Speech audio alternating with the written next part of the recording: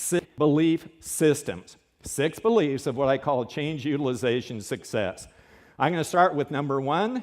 When Angela pulls out the hook, and I'm going to stop. We won't get through all 6 of them here. But let's talk about belief number 1. Belief number 1 is this. People that really harness the power of change, they believe that change creates, well, let's set this one up this way. Let's say that we are all work for one corporation, and the CEO of the corporation calls everybody together on Tuesday morning, and nobody's for sure why you're in this big room. And the CEO of the corporation gets up on stage and says, "Good morning, everybody.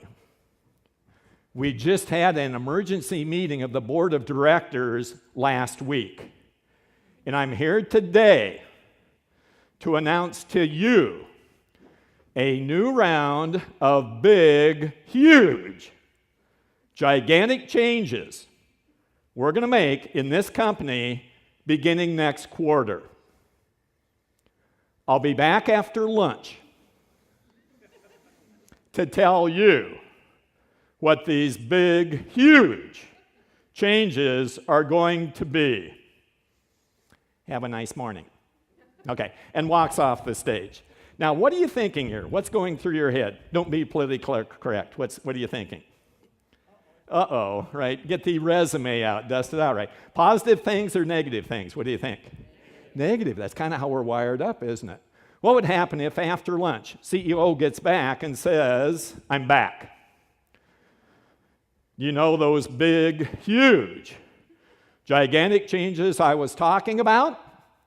Beginning next quarter, we're going to change the style and color of our logo. Thank you very much." Okay, and walks off the stage. What are you thinking now? Woo, right? People's reaction, it's probably natural, isn't it? When something happens, something changes, we get a little bit defensive. Our body gets a little cold, what do? We shiver and warm up, right? Get a little hot, you pull it down by sweating. We always have this homeostasis. But people that really thrive on change, they think that changing times creates, what's the word? Opportunities. There are opportunities out there in any kind of a change. Over the half of the companies in the Fortune 500 list got started during a depression or a recession. Over half of them. Lots of opportunities no matter what's going on out there. So the next time a change happens in your business, in your association, in your family, you're going to think, what are the opportunities? There's some opportunities here.